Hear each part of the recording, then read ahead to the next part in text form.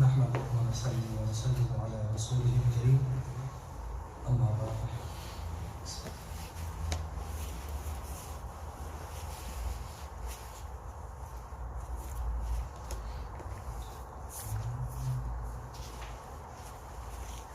So last lesson, I believe we stopped on when we started to talk about the prophets of Allah subhanahu wa ta'ala, which was on top of page number 27.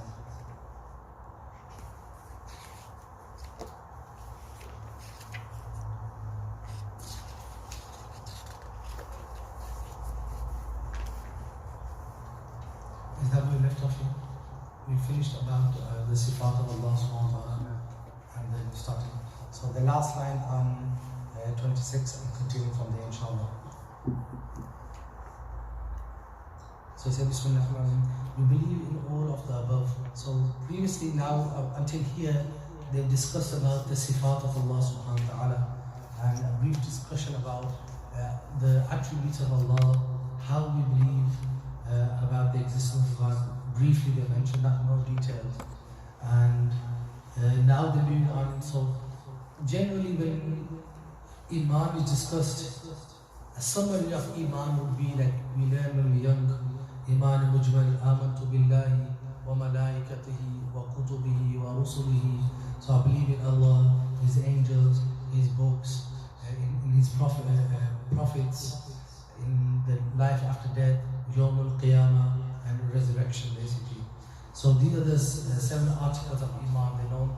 So whenever Aqidah is discussed or beliefs are discussed briefly, then it will be these 7 things that are normally mentioned that we learn. So we spoke about Allah subhanahu wa ta'ala. Next then moving on to the prophets of Allah subhanahu wa ta'ala. So he said we believe in all of them, all of the above, i.e. the beliefs regarding Allah subhanahu wa ta'ala. Then he says we also believe in Muhammad sallallahu alayhi wa sallam is his chosen servant, his selected prophet, his messenger, the one his good pleasure. He is the seal of all prophets, the leader of the pious, the master of all messengers, and the beloved of the Lord of all the worlds. So here the introduction to the Prophet sallallahu alayhi wa sallam being the chosen one. You know the name Mustafa, right, which means the chosen one. So this, you know, like we have Mustafa here. So Mustafa, when our parents name us that, is because he means the chosen one. This is one of the names of the Prophet sallallahu alaihi wasallam. So amongst his names, the ulama mentioned that there's over 500 names of the Prophet sallallahu alaihi wasallam. Generally, others have mentioned far more. But here, the selected one or the chosen one refers to his attribute or his name, Al-Mustafa. Then he says he is a messenger that won his good pleasure, i.e. this is the Habibullah. Yeah, so the Prophet ﷺ is Habibullah. You know, different prophets were given different titles, you could say. And the title of our prophet is the beloved of Allah subhanahu wa ta'ala. Then he says he is the seal of all prophets, Khatamun Nabiyyin. You know, anyone who rejects the Prophet ﷺ being the final prophet has disbelieved. So one of the conditions of Iman is when we say Amantu billahi wa malaikati wa kutubi wa rusulihi, his messengers, we mean all of the prophets until Adam alayhi salam. Finishing with the messenger of Allah sallallahu alayhi wasallam being the last and final prophet of Allah subhanahu wa ta'ala, and the seal of all prophets. Then the leader of the pious, the master of all messengers. So from amongst all the prophets, the Prophet Muhammad sallallahu alayhi wasallam is the leader of all the prophets. He is the master and he is the most, you could say the closest to Allah subhanahu wa ta'ala from all of Allah's creations, includes all of the other prophets of Allah subhanahu wa ta'ala as well.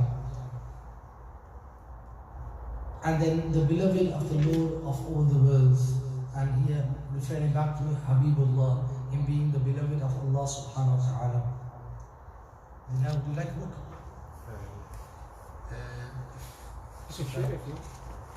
Achha, Almari, Chabi Mabi Laklam. You can just contribute to masjid.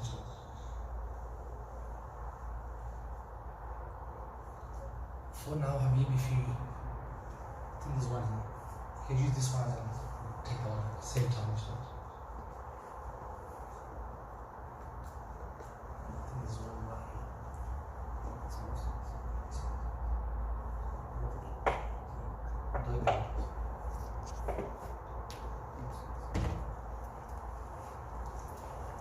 So he mentions here that every claim of prophecy after him is heresy and utter disbelief.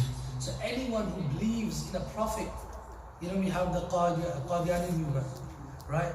Who say there's a prophet after the Prophet Muhammad sallallahu alaihi wasallam, right? Have you heard of this group of Qadianis? Yeah? That belief is kufr, is disbelief. So anyone who holds that belief is kufr. Yeah, so generally we shouldn't, like I mentioned last lesson, that we are not in position to call someone a kafir unless he clearly stands and says that I hold such and such belief. We as Muslims deem kufr. Like for example, someone says I believe in more than one God. He won't say I don't call him a kafir. He clearly is. Right? So, but you won't say on your behalf. You'll say according to the Quran or according to the Hadith. If someone holds such a belief, it's kufr. So you won't hold it from your perspective. You won't say I'm maybe so-and-so as a kafir. You say according to the Quran and Sunnah, this is kufr. And anyone who holds his belief will automatically be kafir. So that's your choice, you want to hold the belief or not. So it's not like we're taking the responsibility. And this is how we should tackle modern issues as well. Like the homosexuality, for example. Those people, in school, youngsters, if they say to someone or they show a tendency or that they dislike people who are gay, for example, and what do the teachers say? Oh, you're homophobic, how dare you hold this? And you'll be in trouble for these, right? So by speaking against these people. But we should, as youngsters, the best way to go around it is don't say, oh, I don't like people who are, homosexuals or whatever. Say no. I'm a Muslim, and according to Islam, according to the Quran and Sunnah, this action is impermissible. So now the teacher or anyone who's senior than you, they can't say to you that you're homophobic. Because you're not saying that I'm saying this. You say I'm a Muslim, and according to the Quran and the Sunnah, this is the position of the Islam, the Sharia. So now no one can accuse you of being homophobic or whatever, even though hence that will be our actual stance in light of the Quran and the Sunnah. So then he mentions here that the Prophet sallallahu alaihi wasallam, he was sent to mankind and jinn. Right? So he wasn't only for the people. The Prophet sallallahu alaihi wasallam there to guide the jinn as well. From amongst the jinn, we have believing jinn and those who disbelieve as well. So jinn fall into the same category as well. The Quran is a guidance for jinn and is for human beings as well. So it's not only the way we have angels, for example. Angels are the perfect creation of Allah subhanahu wa ta'ala. They do as Allah says. There's no option with them in you could say, the way they are designed, right? In their software to do any disobedience of Allah subhanahu wa ta'ala, to disobey Allah subhanahu wa ta'ala. That's how they created, to follow the commands of Allah subhanahu wa ta'ala. But whereas jinn and man, they have ikhtiyar, they have choice, where they can either believe or disbelieve. So the Prophet sallallahu alaihi wasallam has come to both, not just only to the human beings. And then he mentions here that Allah subhanahu wa ta'ala sent prophets with miracles and as a sign of their message. At the time of the Prophet sallallahu alaihi wasallam, the disbelievers, they would request the Prophet to sallallahu alaihi wasallam that if you are a prophet, then show us a sign, right? I'm keeping it brief as I want to cover more. We're going quite slow. But here he mentions that they would challenge the Prophet sallallahu alaihi wasallam. And when he would respond to the challenge by showing them a miracle, what would they say? He's a magician. And they would accuse the Prophet sallallahu alaihi wasallam. Why? Because they weren't sincere in search for Allah subhanahu wa ta'ala. And we as Muslims believe that anyone who is sincerely want to look for Allah and look for guidance, Allah will guide him. But anyone who just outwardly says, yeah, I'm looking for the right religion, but he's not sincere, because something he doesn't like within a religion, he rejects it because of his nafs, then he's not as sincere for the command of Allah subhanahu wa ta'ala, because not everything you find comfortable to digest. So that's how things are. But Iman would say that, like for example, a man marries 2 times or 3 times or 4 times, right? Naturally his wife will be like, it's not happening. Yeah? Me or no one. If you want someone else, I don't want to be with you. This is fitrat of a woman. But yet, it's part of the Sharia, right? To believe that it's permissible for a man. But naturally a woman might not like that. So not everything has to be in line with our opinions or our comfort zone, right? So that's what the deen is, to sacrifice and to submit to the command of Allah, the ahkam, the rulings of Allah subhanahu wa ta'ala. And this can, go over to not just that one example, like for example, inheritance. Men get double what, for example, the son, he get twice as much as the daughter. And there's countless wisdoms behind this which I don't want to go on. But naturally, like the feminist movement would be like, the Quran is biased. And it gives men more wealth and inheritance than the women. It's unfair, women, there should be equal rights, right? Allah subhanahu wa ta'ala, there's, one is being equal and one is being just. Allah subhanahu wa ta'ala is just in His rulings. Why? Because even, for example, if you look in the aspect of inheritance, right? Imagine there's a son and a daughter. The son will get twice as much as the daughter. Keeping it simple, right? But now a person will say, why does the daughter get less than the son?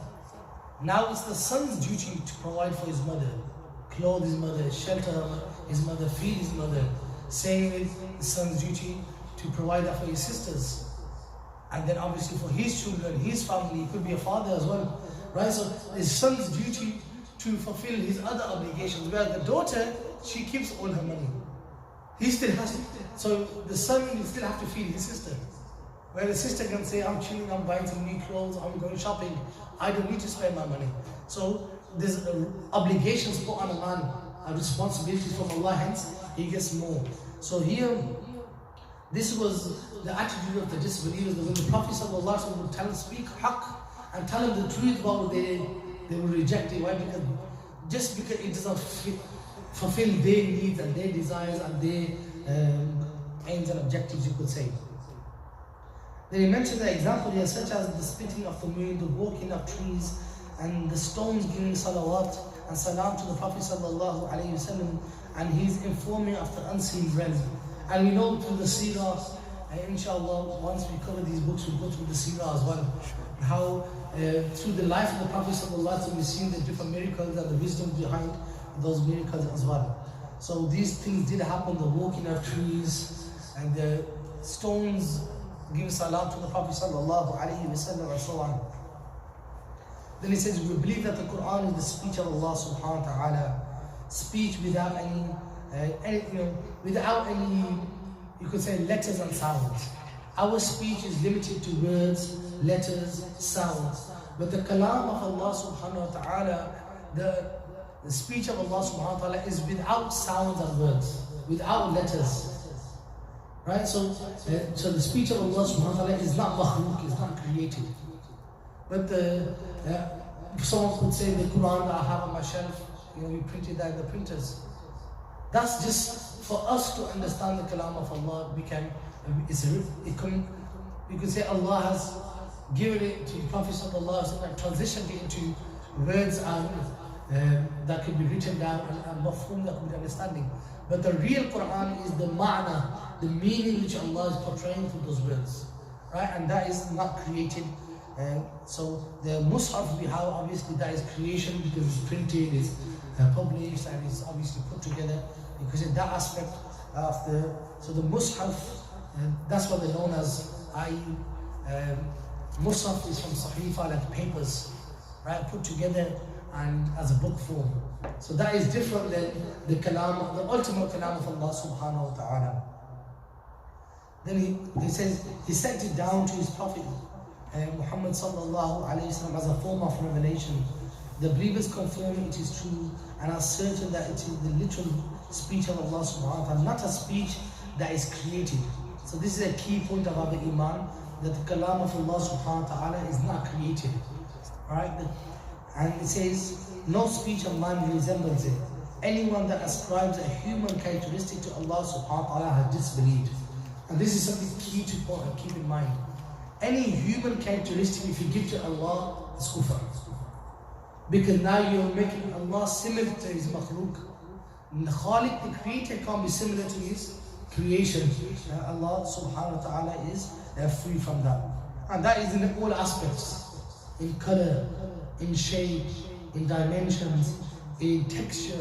Anything that idea of comes to our mind, Allah is free from that. So this is something key to keep in mind. We believe that Allah created all creatures as well as their actions. So Allah is the creator not only of us, but of af'al as well. We have the choice to do good and bad, but Allah is the one who, through His divine will and divine power, He lets that happen. Right? So, but we're still responsible for that choice we made. But that actually being carried out is because Allah let it be. If Allah didn't want it, it would never happen. So we need to keep that in mind as well. Then He says, He measured out their livelihoods and their lifespans. So our life, the time we're born, the time we're going to die, all this is from Allah subhanahu wa ta'ala. I'll give you an example of, for example, someone can't have children. And people think, that someone's done black magic on them, for example, right? No black magic can stop you from having a child. Because if life is written, our core belief, our Muslim, why is it? Life and death is from Allah, right? So you having a child is from Allah. Maybe a child can be born, effects of magic, they have a disability, they have a defect, or they have tantrums, other kind of side effects, you could say, right, of taweez and black magic, as we believe that's true, or nazar, yeah, or they can have nazar on them. But life itself can't be stopped. That is something, a must, which will happen no matter what. Right? Same with death. Someone can't do black magic and kill you off. And so your death will happen only with the will of Allah subhanahu wa ta'ala. So those people who are misguiding the general public by telling them that someone does black magic, that's why your so-and-so can't have children, your so-and-so, like for example, to a mother will say to your daughter can't have children because someone got taweez on her, and the mom will be like, I got some done water for you, the taweez effect will go away. Even though we believe those things are true, they are haqq, black magic doesn't exist, right? Wearing taweez to protect yourself, it is permissible, but there's a time and place, application for them. It's right. So it doesn't mean that because it's true and those things do exist, that they control all the affairs of the world. Yeah, which unfortunately now, especially in our subcontinent Pakistani community, everything is black magic. Someone's got a headache, they say someone has taweez on him. Someone has stomachache, and they might be eating all junk all day long, and they'll say someone's got taweez on him. That he gets stomach, bugs or whatever they call it. All types of illnesses that exist is because someone, cursed him, someone doesn't like his success. But it could be other factors of how we have a lifestyle, how we, what we eat. Do we do exercise? It doesn't always have to be related, his business in our work. Is he putting the time and effort in? Has he got the right structures in place in his business? Or we just blaming taweez.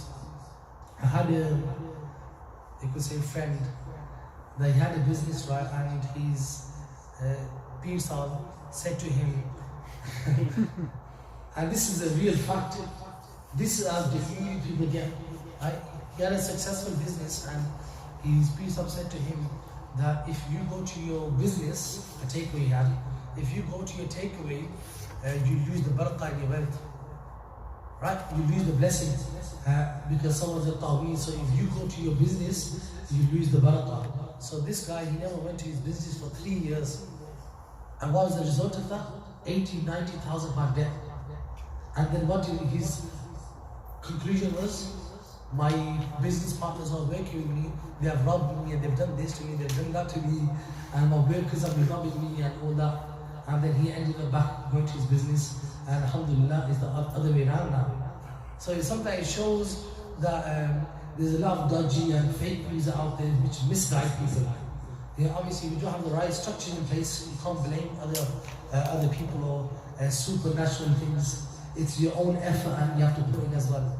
So here it mentions that life and death, the lifespan of a person is all, and the livelihood he mentions as well. Not just the life, the risk, what we're going to eat, what we're going to wear, where we're going to live, our shelter, all this comes into risk, right? Everything we consume in a way.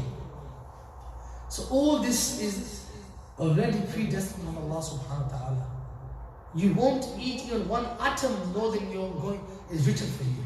And neither will you eat one atom less than which is written for you.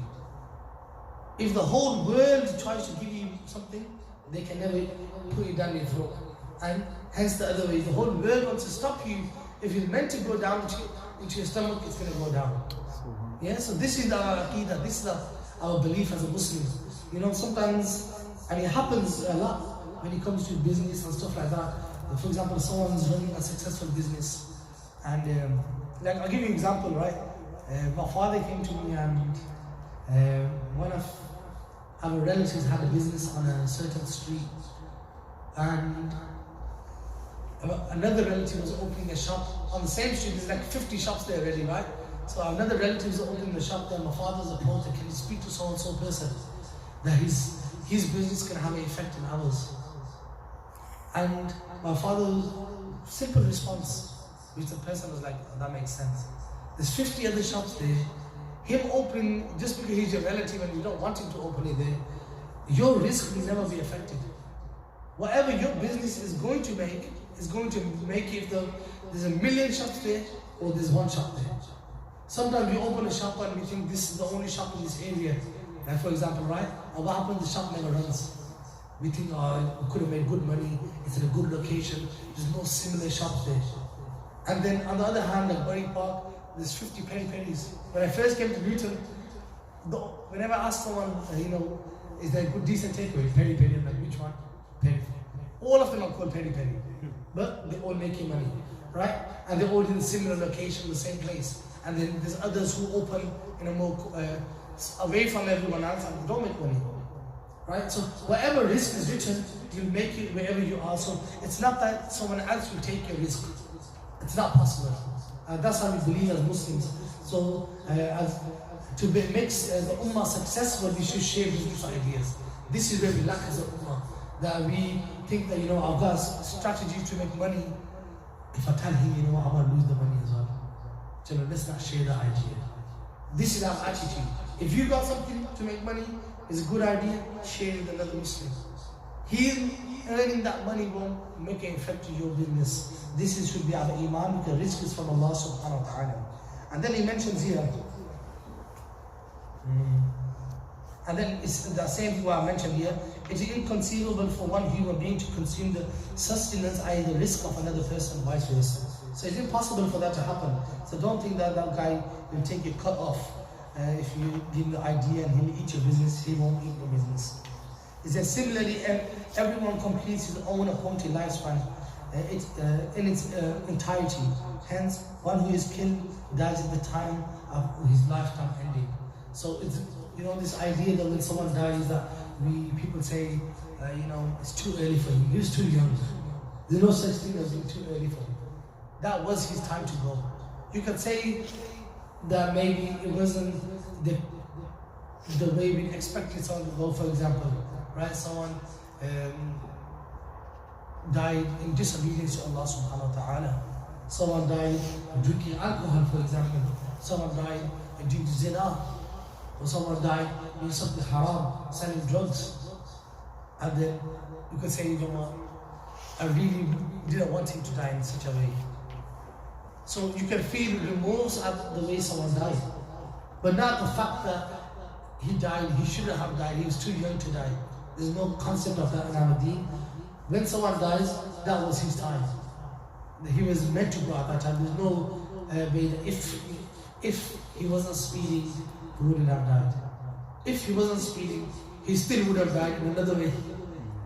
Yeah? He still would have died at the wheel somehow. Someone else could have been speeding. Right? So, if someone's death is written in a way, in any way it will happen, and his life will be appointed a certain lifespan, and his death will come to him at that given time. Moving on, inshallah, we'll go on to the fiqh aspect, which is on page number. Any questions on this? If you have any questions, inshallah, feel free to ask.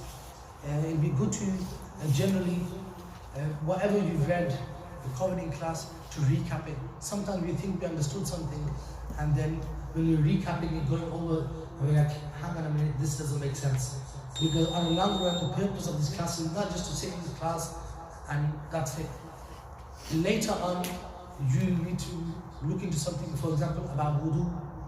I've done this in class, I looked over it, I made a note, and then you check the book at home, and if you still don't understand it, obviously you still can ask one of the imams local, but at least you've gone over the book, you know where to find it, and if you haven't gone over it in your own time, after lesson ideally, then you won't really understand it if you're looking back at it. So it's good to make notes and stuff as well, inshallah. So inshallah, moving on to the part of Tahara. Page 45 is starting. 45, the condition of the valid wudu. So, we briefly touched upon this last lesson. So we've done the 7 main conditions for someone being legally responsible. And I went into quite detail with this. Being a Muslim, being baligh, going through puberty, being sane, a person who is mentally not well, or he doesn't have his sanity, you could say, then wudu is not fard on him. Anything that's stopping the wudu from happening, like impurity or menstrual cycle for the women, then that's considered that they can't do wudu until that stops. Having access to the water itself. If you don't have water, obviously you can't do wudu. And then the ability to perform the salah, because salah makes wudu fard, right? Because we need wudu for salah. And then the prayer time coming to an end, and you need to make sure you get your salah in ASAP. So that was a brief just overview of what we did last lesson. It said the conditions that validate the wudu are the following. And we spoke about this as well in the last lesson. Number 1, the purity of that you have water that is pure, and it encompasses all the limb. So it encompasses all the body part that needs to be covered. Right? That's one of the first thing. So if you miss a tiny part of your face out, which is fard, your wudu is incomplete. And then we mentioned a few things. And number 2, anything that blocks water from reaching the skin. And last lesson we gave some examples. For example, if you had paint on your hand, paint stops the water from reaching the skin, your wudu will be incomplete. If you had mehndi on your hands, for example, after you washed it off, just the stains, the marks, because that's gone inside your skin, wudu is fine. Same way, if you have pen marks, the ink is really gone like similar style to mehndi, henna, it goes inside your skin, so hence your wudu will be still sound. Whereas tattoos, for example, similar, they go inside your skin, your wudu will still be fine. Whereas those tattoos that children have, hopefully you don't have children that use those tattoos now at this age. But you know, the kids have those tattoos, they're chewing them, and that builds a layer onto the skin. So wudu will not happen with those. So anyone who has that on and then he does the wudu, then the wudu will be incomplete. And anything similar to that, for example, I mentioned last lesson, women who go to salons or home, even put nail polish on.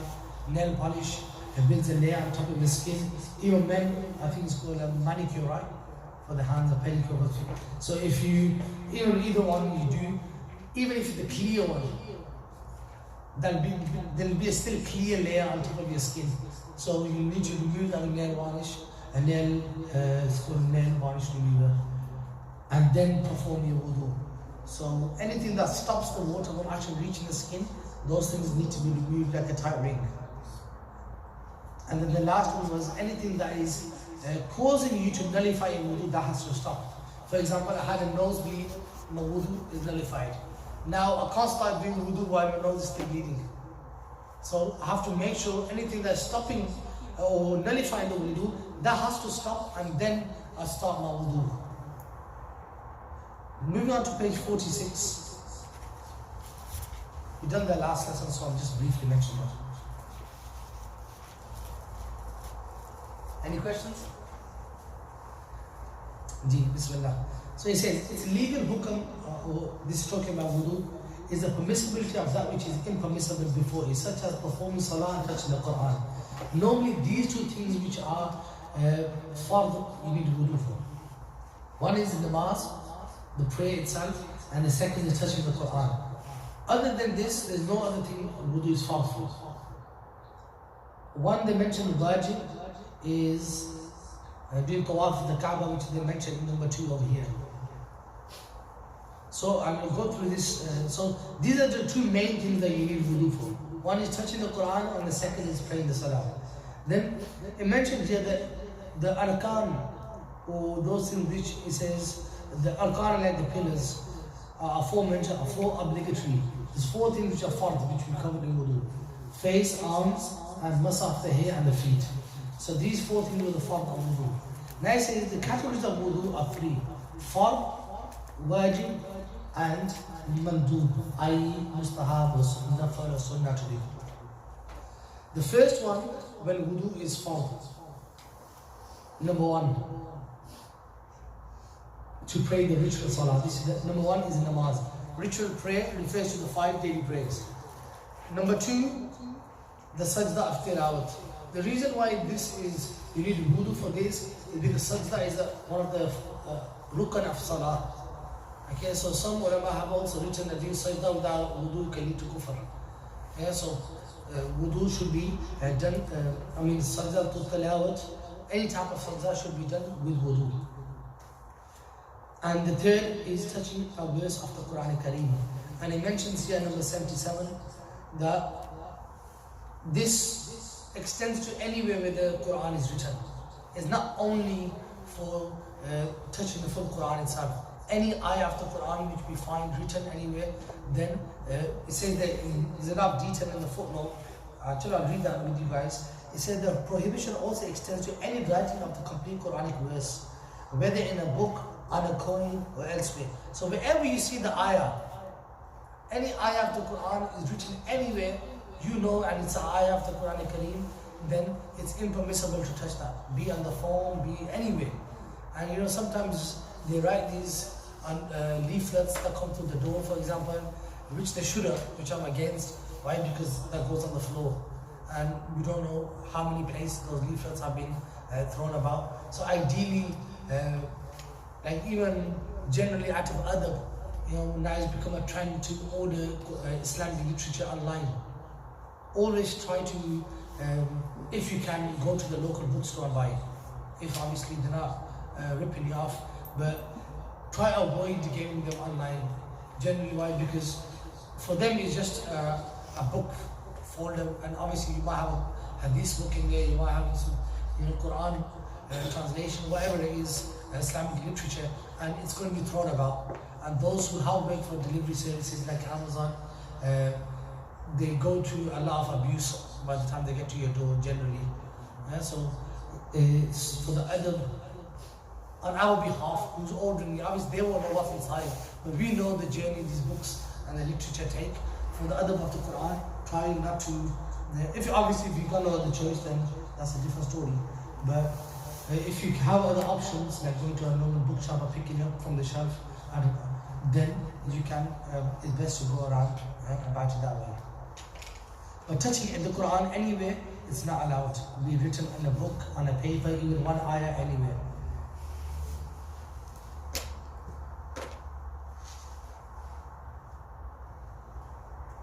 And they also written extra notes as well on this is, so you know, like I mentioned, the Quran is known as the Mus'haf, the Quran itself, right?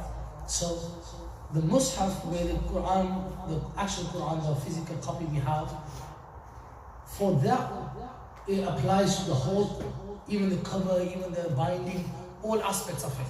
Whereas if you, like for example, this book, right? Technically you can touch this book without wudu. But now the ayahs which are written in Arabic, or the ayahs which are written here, you should avoid touching them without wudu. So these books, ideally every literature you should be reading with wudu, all Islamic material at an adab for them. But if you go down to the technicalities, you don't need wudu to touch in this book, right? But any ayat which are written in here, touching them or putting your finger over them, you will need wudu for that. And then he also mentions here,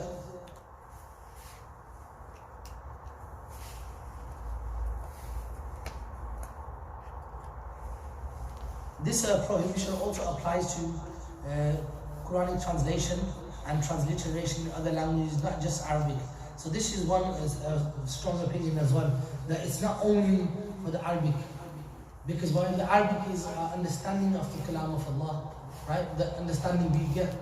But they said, even if you're trying to demonstrate that in the Arabic, in the English language, and it's a translation, then you should still maintain the same adab for the azan. And then they mentioned that the prohibition also extends to other revealed scripture like the Gospel, the Torah, the Psalms, and like you know, that came to other prophets, and despite they haven't been tampered with and abrogated. So even though we know the Gospel and the Torah, Zabur, Injil, as we know them, they have been altered out of other, knowing that they were the Kalam of Allah subhanahu wa ta'ala, we should still try to touch them with wudu. And this is our own personal, it's not because we hold sacred the current information in there, it's because of our adab of our Kalam of Allah subhanahu wa ta'ala. Because even though they have been altered, there will still be some actual facts that are still maintained or still found in them. It's not that 100% of those scriptures that we find today are 100% wrong. Yeah, there will still be even 1%, 2%, 3%, whatever, Hamon research into other languages, religion, sorry, in that aspect of comparison religion, but there will be some aspect of the literature which is still sound, or the meaning of which is still sound. So moving on, number 2 which you need wudu for is doing tawaf of the Kaaba or touching books of tafsir. Number 3, and these, so number 1 and number 2, these are given, you need wudu for them, basically, right? And number 3 is recommended mandub, namely a person in a state of minor ritual impurity. So if you don't have wudu, you can still do this, but it's better not to do this. Number 1, touching a book of fiqh, like we are reading the book of fiqh now, or likewise, so any other asira book or any other religious book that we're reading, you should have wudu for them. But this is mandub, recommended. It's not to the level that we say, for example, it's haram for you to read them without wudu. But on the other hand, we shouldn't be complacent as well. That is disliked as well. Say, it's only fiqh, you don't need wudu. Now to downplay that, then that's disliked as well. Yeah? So to review one's wudu for another prayer. So you don't wudu for Zuhr, you still have wudu, so you say, I'll do fresh wudu for Asr, this is fresh enough. That is permissible, that's allowed as well. To avoid disagreement of scholars of other schools of thought, such as after having touched a woman. Like in the Shafi school, right? If you touch a woman, your wudu breaks. So that's the general rule, unrestricted. So you were leaving your house, you met your mom, right? Maybe she shook your hand, she kissed you, wudu is broken. The rule is if you touch a woman. So if you're, for example, your father, you have a small daughter, you come to masjid, you kiss your daughter on the way out, wudu broken. Yeah, because why? They follow the ayah of the Quran Kareem, which to the effect that if touching a woman, generally it's an unrestricted restraint. right? It breaks your wudu. So in the Hanafi school, we say that it refers to more than just touching, and it's in a different context, you could say, right? So, but they take it generally. So now, for example, I'm an imam here, and I follow the Hanafi school. So for me, if imagine I had a touch, someone seen me, I was walking outside the masjid with my daughter, and I kissed my daughter, and the Namazi who reads behind me, he's a Shafi.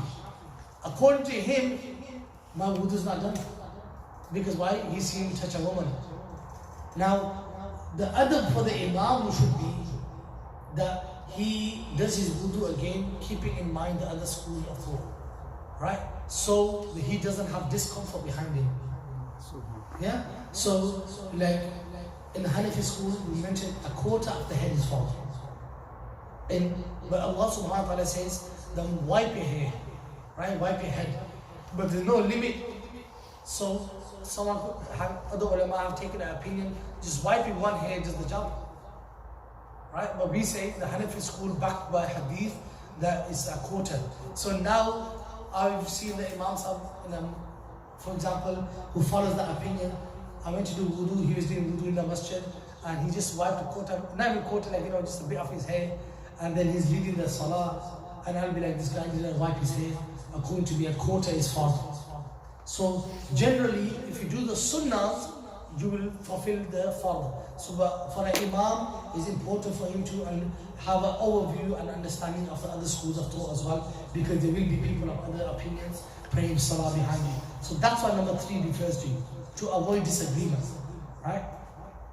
Number 4, before going to sleep is sunnah, after waking up is sunnah, after committing sins and minor sins, your minor sins are wiped away when you do wudu. That's why we mentioned that it's makruh for the water to fall on your clothes of wudu. Why? Because the sins are coming out when we do wudu. So when we do wudu, our minor sins fall out of our limbs. So when we rinse our mouth, the minor sins we commit with our tongue, they will come out with the wudu. So hence, after doing sins, you should do wudu. Right? So that's one of the times. And after laughing out loud outside of prayer. In namaz, if you laugh out loud in prayer. So there's 3 positions to do. One is you smile in namaz. Nothing happens. One is you laugh to yourself. You see, for example, it could be a child being funny, or someone could have farted, and someone, and all the children start laughing, teenagers start laughing as well. Now, if you laugh to yourself, your namaz is broken. No one heard me answer. But I know consciously that that was a laugh. That wasn't a smile, that was a giggle I did. But it was only to myself, no one heard it. Your namaz breaks only. But any sound that you make, laughing out loud, so even if you're reading on your own, but imagine there was someone next to you and he would have heard that. So any sound you make, right, such that it could have been heard by someone else present, your namaz and your wudu breaks. It's not only your namaz and your wudu breaks as well. Right? So that's what they mentioned in this number 7 here. That if you're laughing loudly in namaz, your namaz and your wudu breaks. But here they mention laughing out loud outside of salah. Why? Because keeping the same ruling in mind, that when you laugh out, the Prophet sallallahu alaihi wasallam, advised that you laugh less and you cry more. Right? Because crying softens the heart. Laughing too much and enjoying yourself, it hardens the heart. So there should be a balance between, people say that men don't cry. Men should cry, real men do cry. The Prophet sallallahu alaihi wasallam would cry. When his children passed away, he cried. Right? So it's natural and it's manly to cry. The Prophet sallallahu alaihi wasallam would cry when he made dua to Allah subhanahu wa ta'ala. So it's a sunnah to cry, you could say. Okay, so it's nothing to be, it doesn't take your manliness away that if you cry, especially if people cry in public and people, you think that my rank and status might go down, it won't. So, next, wudu is nullified by one of the following things.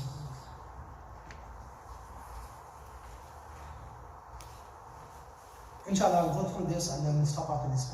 Anything that exits from the two main openings of the body, right? So we know the private parts. For a man and a woman, anything basically going to the toilet. So anything that exits those body parts, going to the toilet especially, then that will nullify the wudu. Any impurity that comes out from other than the two. So anything that comes out from the two main body parts, right? I.e. the parts we use to go to the toilet, male or female, that breaks the wudu. But now anything exiting the body out other than the other two, that is impure. So blood is considered impure, flowing blood. Pus that moves from its location is considered impure. So any of these things exiting the body. So you've got a cut on your finger, if the blood flows from the cut, your wudu is nullified. You had a spot, you popped the spot, now the pus came out, wudu is nullified. So anything that, any impurity that flows from the exit, other than the two exits of the body, that will nullify the wudu as well.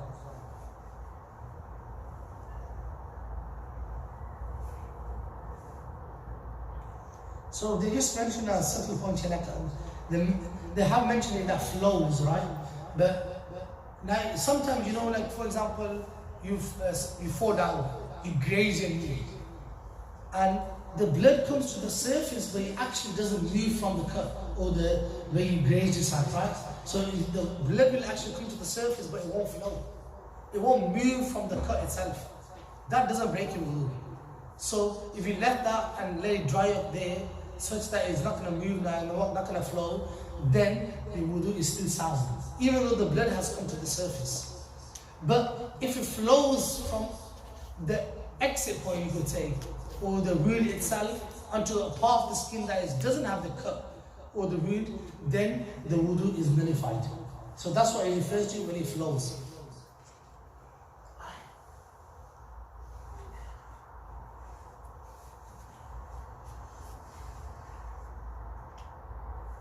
And then we mentioned this ruling applies even if the filth does not exit on its own, but is squeezed out as well. So right, so now it didn't flow, but you pressed the wound, and now the blood came out. But the reason it came out this time was because you squeezed it, but it still flowed. Hence, the wudu is nullified. Next, number 3, they mentioned we are vomiting a mouthful. Now, sometimes, you know, we vomit and it goes into our throat, or it comes into our mouth, we might swallow it. That would nullify wudu. Or a second time of vomiting is that you'll vomit and you can keep your mouth closed. A mouthful means that you keep your mouth closed. Sometimes we vomit and the vomit is uncontrollable, and you just can't keep your mouth closed. That will nullify. But if you vomit and it comes into your mouth and you're able to keep your mouth closed and go spit it out into the bin or the sink or the toilet, wherever you normally want to dispose of it, then that will not nullify the wudu. Okay, because it's not a mouthful. The vomit, it has to be a mouthful. Now, the question is that what if, for example, a vomit in the mouth, less than a mouthful here, I spat it out, rinse my mouth, sat down again, less than a mouthful, spat it out again. If the reason is the same, then you add the small amount, so now you know that you make a mouthful, wudu is broken. If the reason is different, then they consider separate. For example, I walked in a room and it smelled in the room, and I breathed out the smell. The vomit came to my mouth. I went and spat it out. I said, I can't go in there, it just stinks in there. Now my wudu is not broken, right? Because it's not a mouthful.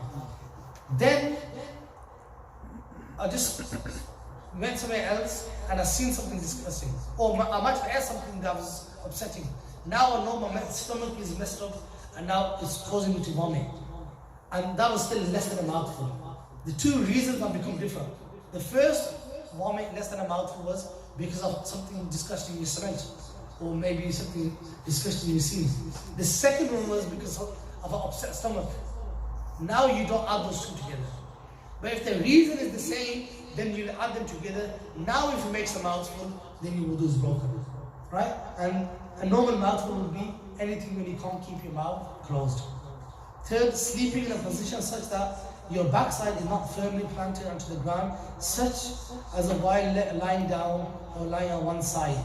Okay, so if someone is, for example, cross-legged like this, she falls asleep, the backside is firm on the ground, your wudu is sound.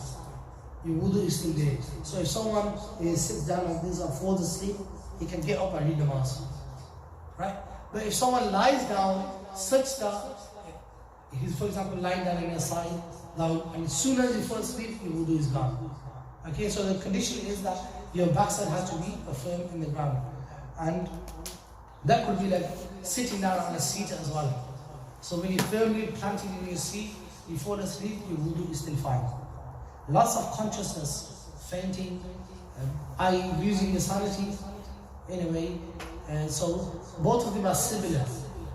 Losing consciousness, fainting, don't nullify your wudu straight away. Losing your sanity, so going mental. It doesn't have to be that you totally lose it. We have half a doctor here, is in the process, inshallah.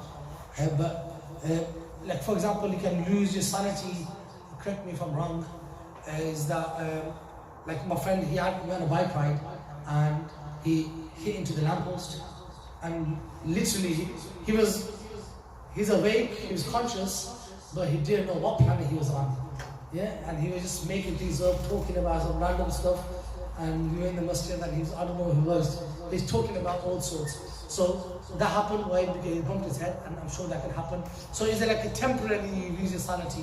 So it's not that the person, he'll be mad for the rest of his life. It could just be something for 1, 2, 3, 4 hours, a temporary experience that you have. But if that happens to you, then you can lose your consciousness, wudu as well, if you lose your sanity.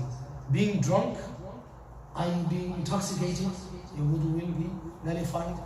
Laughing out loud, like I mentioned, in namaz. So if you laugh out loud in namaz, such that the person next to you will hear you, even if you're on your own, if you're praying at home, imagine there was someone there and they would have heard you, your wudu is gone as well.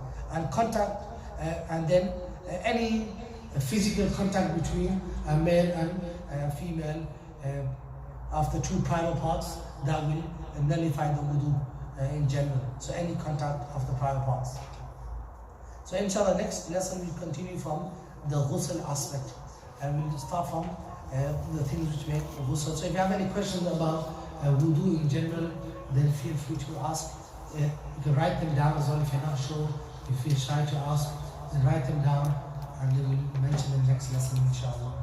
Or we can discuss them same lesson, inshallah.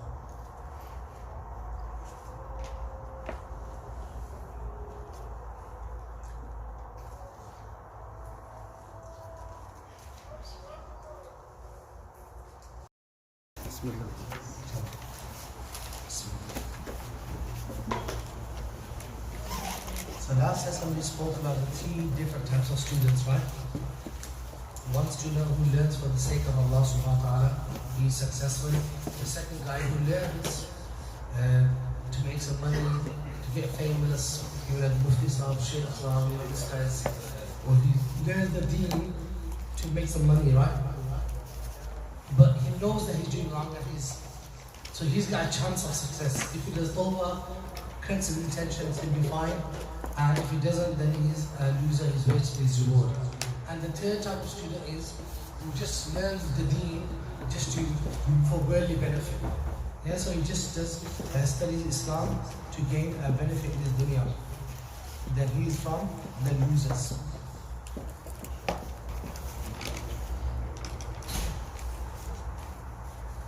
So last we mentioned about, we started and went through the hadith of the Prophet sallallahu alaihi wasallam about the person who, the best way to get close to Allah subhanahu wa ta'ala is to further actions and to increase that and to gain the pleasure of Allah subhanahu wa ta'ala. Page number 25 this is. So to gain the pleasure of Allah subhanahu wa ta'ala, he continues to do nafil actions until Allah subhanahu wa ta'ala loves him. We're going to start on, I think it's like the 3rd paragraph. He says, and you, dear seeker, will not be able to rise to carry out the commands of Allah subhanahu wa ta'ala until you monitor your heart and limbs in every moment and in every breath, from the time you wake up until the time you sleep. So he's drawing our attention to that. We know certain things are halal or fard, for example, to do. Certain things are nafil to do. Certain things are optional, right? But he's mentioning here that you will not be able to carry out the commands of Allah until you purify and sort your heart out. So Imam Ghazali is going to take us and be off on a spiritual journey through this as well. So that he is mentioning here that you truly will do justice. Obviously we can't do justice to the worship of Allah subhanahu wa ta'ala as He deserves to be worshipped. But we will truly do justice to the command of Allah in the capacity that we have is once our heart is within the action. Right? So reading namaz, thinking about when this class gonna finish, man. This long is dragging it out. That's not proper namaz. Or reading namaz thinking, I can't wait to see how much, I don't know what I'm gonna eat. I heard the boys are going out, we're gonna order, it's Friday night. You know, different things that come to our mind, right? When we're reading namaz. But this is not being present in the salah. So when our heart and mind both is present in the action, that's when the action will give us fruit. That's when we see the thamarat and the fruits of our efforts. So here he mentioned that you won't truly be able to carry out the command of Allah subhanahu wa ta'ala until you monitor your heart. So you have to see, what's my intention when I'm doing this? Am I spiritually present in this action? And then you control your limbs as well. So we control our body parts at every given moment. So that's why Imam Ghazali starts from the moment you wake up this journey. So he's going to start from the next page. When you wake up, how do you start your day? All the way throughout the day and how we go to sleep. And it gives a good breakdown of how we should spend our day. So he mentioned that it's important that we are aware of our heart and our limbs at all given moments, every moment we breathe. He said, know that Allah Most High is closely observing your innermost heart. He beholds your inner and outer being. No thought, moment, or step of yours escapes His regard. No any of your moments or stillness or even movements. So here he's reminding us that every aspect of our life, every moment of our day, either we're doing something, even if we're not doing something, Allah is consciously aware and Allah is fully aware of everything, inner and outer. What we think, you know, sometimes we're just sitting there just daydreaming, thinking, Allah's aware of what we're thinking. Sometimes we're making evil plans within our mind. I'm going to do this, and I'm going to, you know, maybe steal something, planning in our mind, how should I steal it? Sometimes, you know, it could be in a scenario that, for example, there's a mobile phone lying about, and you're sitting there thinking, you know what, so I just take it, shut up. But your mind is having this conversation. Allah is aware of what you're even thinking, right? So nothing escapes Allah subhanahu wa ta'ala. Then it says, both in the company of others and in the solitude of yourself. So even if you're alone, no one's there, Allah subhanahu wa ta'ala is aware of what you're doing. The guna we do in public, the guna we do in secret. You know, secret, first it used to be hard to do guna in private. But now because of mobile phones, even doing sins in private, it's become so easy. You know, watching haram on our mobile phones, chatting to people that we're not supposed to be chatting, and, you know, talking about backbiting, you know, for example. First you couldn't backbite on your own, right? Now you can sit on your own and backbite, just text people that this guy's like this, he's a joke, he said this to me, he's, you know, he's like this, he's like that, she's like this. You know, talking about people. Even this can happen in seclusion now as well. So the guna, the possibility of doing sins has become far easier and far greater. So we need to be consciously aware that Allah subhanahu wa ta'ala is fully aware. We're alone, we're in public, we're even thinking in the state of our heart, our thoughts, Allah is fully aware of everything that we experience. And it says, in both the hidden and the manifest, nothing that is still, and nothing that moves, but isn't of Allah basically, but the command of Allah. In the dunya, in the heavens and the earth. So everything that is still because of Allah. And everything that moves because of Allah.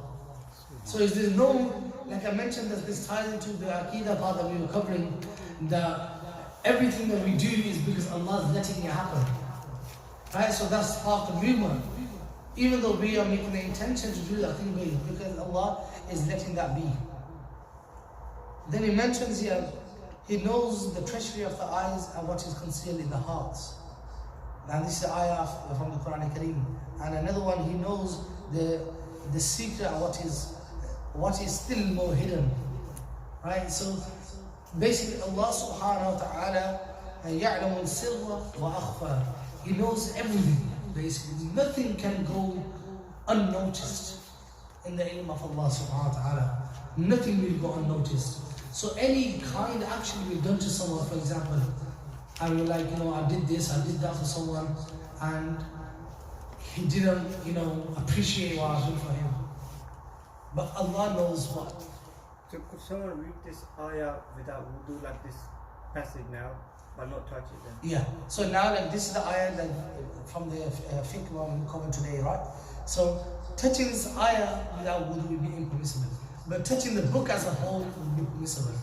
Now the ayah is written there, so if you know how wudu now, and you put your finger over the ayah, then it will be impermissible. Right? So that's what they were coming in the fiqh section, that touching the Quran or ayah after Quran, written anyway, it has to be done with wudu. So that'll be something like this. So this is a normal Islamic book, which you could say probably 90% is Imam Ghazali's words, and the 10% is Quran and Hadith, which he's talking about. Even though the ayat are in here, you can touch the book, but the ayat themselves, you should touch them, you need wudu to touch them. And then going on to page number 26. So that's the intro he's from right here. So going on to page number 26, he said, therefore, ayyuhil miskeen. And now, faqir is a person who is poor, miskeen is a person who does have nothing. Absolutely nothing. So he's kind of reminding me that we're people with nothing. We're fully broke. A poor person, there's two types of terms are used, right? One is, there's a benchmark for zakat, isn't it? Which is currently like £300. If you have more than £300, Islamically speaking, you're rich, you pay zakat. You have less than £300, you're faqir, you're poor. And then you have a miskeen who has zero. Right? So that's what he's referring to. He's saying basically, is as if we're starting on a journey fresh. We've got nothing. Right? So he says that cultivate a deep courtesy with the divine in your outer self as well as your inner self. The courtesy and the bearing of you humble. So here, he's preparing you before he starts. He says, because the book first he's going to talk about the outward journey, how to purify yourself and so on.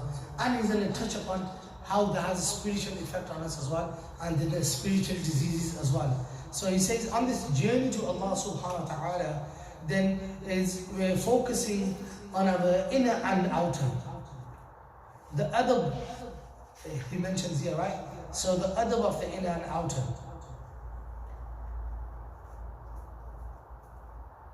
He says, make your greatest effort that He Allah subhanahu wa ta'ala not find you present where He has forbidden you not to be, and nor find you absent where He's commanded you to be. So this is very beautifully written by Imam Ghazali here, right? So he says that don't be found in a place that you're not supposed to be. Simple bottom line, right? You know what I'm saying? But at the same time, don't be absent from where Allah wants you to be. Allah wants you to be present in His namaz, worshiping. Don't be absent from those. Allah wants you to be present in the service of your parents, especially the elderly parents. Don't be absent from where He wants you to be.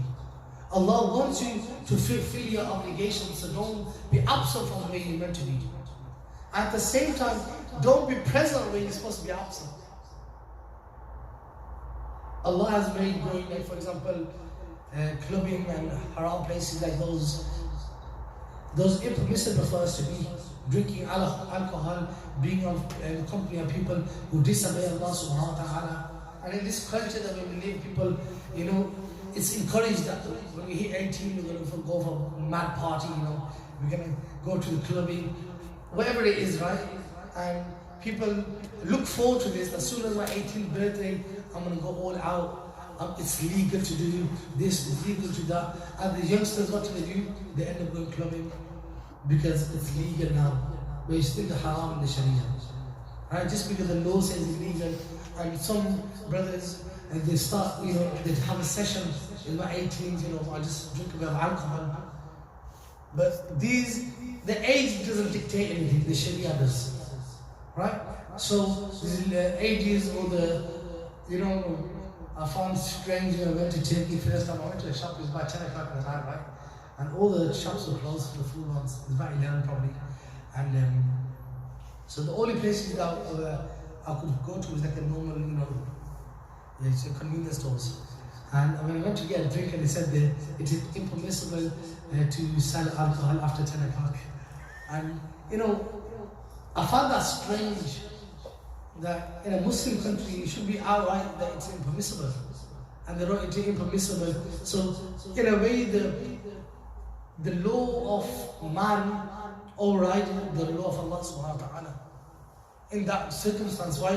For them it was okay to sell before 10 o'clock, so it's legal, legal to do, legal to the government. So the government is kind of overruled the hukum of Allah subhanahu wa ta'ala. Whereas it should be a Muslim country, is banned altogether. Right? So unfortunately I found that very strange to be in Istanbul, and right literally opposite the masjid. You know, people go to the Blue Mosque and the Hagia Sophia, and literally on the doorstep, the shop I went to, it had that sign, unfortunately. And this is the scenario we find ourselves in. But for a Muslim, we shouldn't be found in a place that we're not meant to be, and at the same time we should be found in a place that we're supposed to be, which is the house of Allah subhanahu wa ta'ala. We should regularly make the habit of coming to the masjid. Then he says, you will never be capable of this unless you manage your time and organize your routine of worship from morning to night. Inshallah, we'll leave it there. Next lesson we'll start about time management and the importance of time management. I'll slightly touch on that as well. So inshallah, we'll leave it here and then we'll start from there, inshallah. Any questions on this?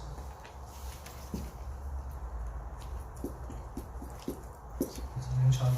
If you do have any questions, line them up for next lesson. Text me, message me, write them down, pass them forward. Whatever you feel comfortable with, inshallah. اللهم ربنا اتنا في الدنيا حسنة وفي الآخرة حسنة وقنا عذاب النار.